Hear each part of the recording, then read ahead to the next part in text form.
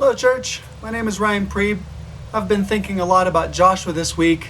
Not my older brother Joshua, but Joshua from the Bible who followed Moses in leading the Israelites. And I love how Joshua, the book, begins. And right off the bat, God is so blunt with him, it's almost humorous, by stating, Moses, my servant, is dead. And if you needed anything that was more obvious than that, I don't know what that would be. Moses is dead, of course. He's dead, but I think he just gets to the heart of the matter. Because now, Josh, it's your turn. It's your turn to lead these people into the land that I've promised them. It's Joshua's turn, but now his leader, his mentor, this stabling force for him and frankly for the whole nation of Israel, well, he's not there anymore. Have you ever been in that place? Have you ever been there where you suddenly are thrust into a place or into a position that you simply have never been before, where the person maybe that you depended on the most, they're not there to help, where maybe you feel inadequate, scared, helpless, incompetent, incapable. Maybe you feel that way right now. With everything kind of going on and swirling around us, maybe now is where you feel just helpless, maybe even hopeless. But I also love how right from the start, God gives Josh an important promise. See, in verse 5 he says, wherever you set foot, you will be on land that I have already given you. No one will be able to stand against you as long as you live. And like layering one delicious pancake on top of another, he issues another promise. As I was with Moses, so I'm with you as well. I will never leave you, and I will never forsake you. Right from the start, Josh, you're leading, and I can't imagine what's swirling through your mind, but I will not leave you. I am right there with you, and no one will be able to stand against you. But why does God do this?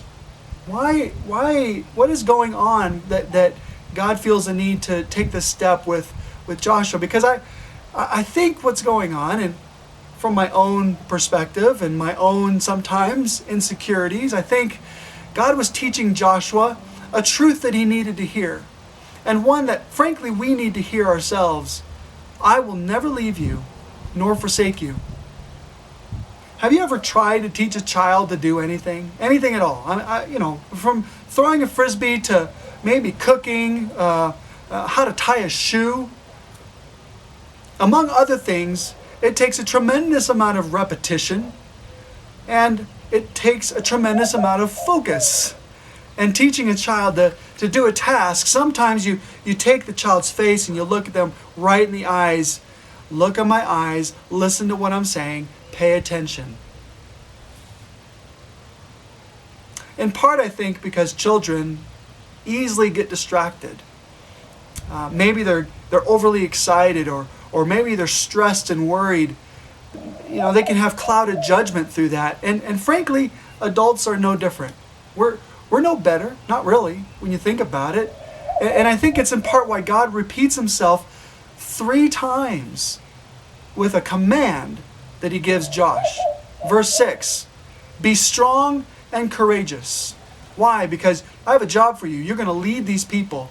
And then again in verse 7, be strong and very courageous. I have tools that you've been given. Focus on my word. Meditate on it. Reflect on it. Don't turn away from it. In the words of Star Wars, stay on target. Right? But then again, he says it in verse 9, have I not commanded you? Almost like a military leader. Look, stand up straight, listen to what I'm saying, focus. I am commanding you, be strong and courageous. Why? Because of what he says next. He is the leader. He is the focus for Joshua. Don't be afraid. Don't be discouraged. The Lord your God is with you. He repeats the same promise he gave Joshua earlier. And then from that point on, Joshua, well, he leads with these promises in hand, with this command to walk into. So, are you like me maybe, who need to be reminded of the powerful presence our God is? Do you maybe feel discouraged, unqualified, overwhelmed to what God has for you, what He's calling you to, a role that you have, maybe for your family or some other circumstance at the present? As I was with Moses, and as I was with Joshua, so I will be with you and me. I will never leave you nor forsake you. Take these truths to heart. Take this promise in. Take this command to be strong and courageous. Because what job has God given you? What are you responsible for? Who are you leading maybe? Be strong and very courageous. Use the tools that God has given us. Meditate on His Word. Stay on target. Reflect on that. And we have the church that He's given us as well. Even though we aren't able to meet together in person, we are together in spirit.